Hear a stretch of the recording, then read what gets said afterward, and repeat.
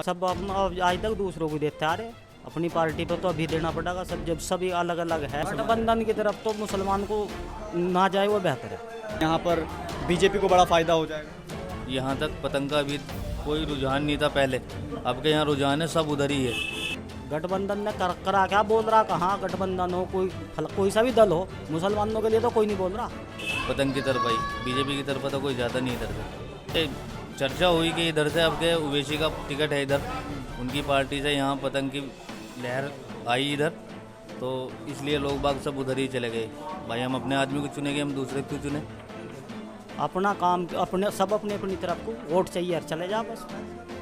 लेकिन कई लोग ये कह रहे हैं कि वो तो बाहर के हैं। हिंदुस्तान के बाहर के थोड़े ही है, सब जगह अलग अलग जाकर चुनाव लड़ते हैं। मोदी वाराणसी चुनाव लड़े, वो गुजरात का, सभी बाहर के इस तरीके से। तो क्या लग रहा है जैसे आपके यहाँ उपचुनाव होने हैं, ये किस तरह की बात कर रहे हैं, कितना सहमत है आप इनसे? 90% सहमत है, ये सब ओवैसी के हैं, पतंग को देंगे। लेकिन अभी तो पार्टी ने डिक्लेयर भी नहीं किया है, चुनाव नहीं लड़ रहे हैं, और ये भी हो सकता है कि हो सकता है वो यहाँ से ना लड़े। ऐसे कैसे हो सकता है? नहीं, डिक्लेयर तो होगा और होगा यहाँ ही का टिकट हर हाल में। भाई जहाँ जनता होगी वहीं तो जाएंगे, वैसे थोड़ा ही कहीं भी चले जाएंगे। जहाँ नहीं होने की वहाँ कैसे हो जाएगा टिकट? अब यहाँ 90% उधर है तो यहीं तो, इसलिए तो आऊँगा यहाँ टिकट। लेकिन क्या लगता है आपको, जैसे इस उपचुनाव में हम देख रहे हैं कि कई पार्टियां हैं, इंडिया और एनडीए भी है, आज़ाद समाज पार्टी भी है, उधर से एमआईएम आती है, तो कई लोग ये कह रहे हैं कि यहाँ पर बीजेपी को बड़ा फ़ायदा हो जाएगा। नहीं, बीजेपी को फ़ायदा नहीं होने का। इसकी यहाँ तक पतंग का भी कोई रुझान नहीं था पहले, अब के यहाँ रुझान है, सब उधर ही है।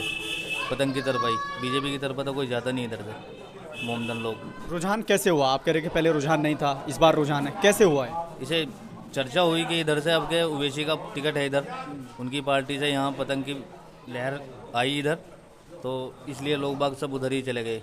भाई हम अपने आदमी को चुनेंगे, हम दूसरे क्यों चुने? लेकिन कई लोगों का कहना ये है कि यहाँ पर अगर मिल के चुनाव लड़ेंगे तो कुछ हो सकता है, हिस्सेदारी मिल सकती है। अकेले चुनाव लड़ेंगे तो बीजेपी को फ़ायदा होगा। हाँ, गठबंधन से बहुत फ़ायदा होगा इधर।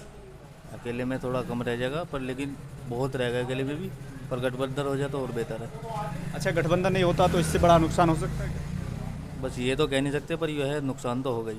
क्या नाम है? मेरा नाम आस मोहम्मद है जी।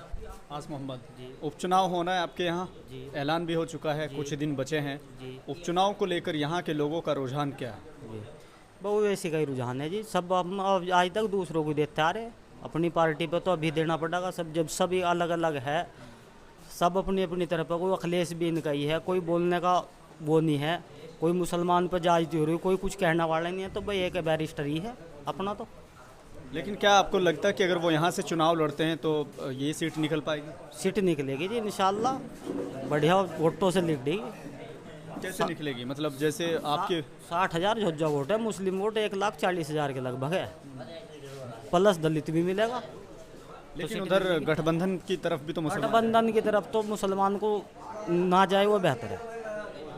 ऐसे क्यों?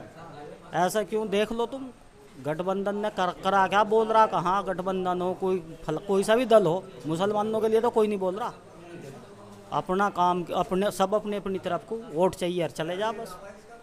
तो लेकिन लेकिन हम पे कहीं आ गए, यहाँ से कोई लाठी लगना लगा तो कोई बोलने को तैयार नहीं, चाहे वो नाजायज लगी या सही लगी, कोई बोलने को तैयार नहीं। यहाँ लेकिन कई लोग ये कह रहे हैं कि वो तो बाहर के हैं, उनकी पार्टी यहाँ से चुनाव लड़ेगी, ज़रूरत उनकी पड़ती है तो उनको फ़ोन करेंगे, वो 24 घंटे बाद आएंगे। लोकल के लोगों का कहना ये है कि लोकल का जो होगा वो तुरंत हमारे पास ये हिंदुस्तान के बाहर के थोड़े ही है, सब जगह अलग अलग जाकर चुनाव लड़ते हैं। मोदी वाराणसी चुनाव लड़े, वो गुजरात का, सभी बाहर के इस तरीके से। तो बताओ।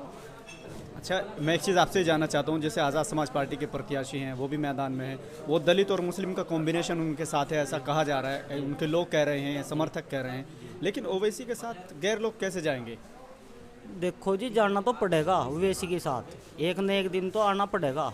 आदमी कहीं भी हो, भुल्ला भटका तो अपने घर पे ही, कहीं भी जाओ। 24 के चुनाव में यहाँ से ओवैसी ने चुनाव नहीं लड़ा है, 22 का चुनाव नहीं लड़ा है, अब उपचुनाव में लड़ रहे हैं, तो उपचुनाव में ना तो किसी की सरकार बनती है ना गिरती है, लेकिन इसको लेकर आपको कैसे लगता है कि ये सीट निकलना बहुत आसान है? बस सीट का तो ऐसा हिसाब है जी, देखो सीट आसानी से निकलनी चाहिए, लेकिन उपचुनाव से ना तो मुख्यमंत्री बनने का ना, लेकिन हमें आने वाला टाइम में हमारे वजूद का तो पता चलेगा। कोई भी सरकार हमें साझा तो देगी, अगर हम इस तरीके से चुनाव हम बढ़िया वोटों से लड़ेंगे, तो जब हमें वोट मिलेगा तो आगे को हमारी पूछ भी होगी।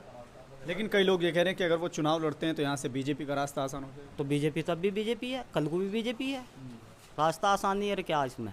देखो जी 2022 में चंदन था, वो बीजेपी में भाग गया, फिर बीजेपी में चंदन ही है, बताओ तो ये तो नेता ही भाग जा तो हम ही क्या करेंगे। लेकिन अगर आपके नेता जिसको आप पसंद कर रहे हैं अगर वो बीजेपी के साथ चले जाते हैं फिर क्या करेंगे? वही तो दिक्कत है, वोट तो दिया हमने नेता को, भाग जा दूसरे में, तो अपने अपनी अपनी वोट अपना आप रखेंगे ना, अब अपने को ही वोट देंगे। जिसको आप वोट देने की बात कर रहे हैं, जिस पार्टी की आप बात कर रहे हैं, कल अगर वो बीजेपी के साथ आ जाती है तो फिर क्या करेंगे? तो बीजेपी के साथ तो आने की नहीं, कैसे आ जाएगी बताओ। सब कोई बी टीम बतावे, कोई कुछ बतावे, कैसे आ जाएगी। राजनीति में कहते हैं कि कोई किसी का सगा नहीं होता है, कब कौन पलट जाए ये कहा नहीं जा सकता, तो आपको कैसे इतना विश्वास है? बस विश्वास तो है साजिद, तो एक हमारा यहाँ शहीदुज्जमा भी है, आज तक कोई पार्टी बदली नहीं, कांग्रेस में ही है, पूरी जिंदगी कांग्रेस में रहा, तो इस चीज़ को कैसे को आप। तो आपको पूरा विश्वास है कि वो विश्वास है जी, विश्वास है जी।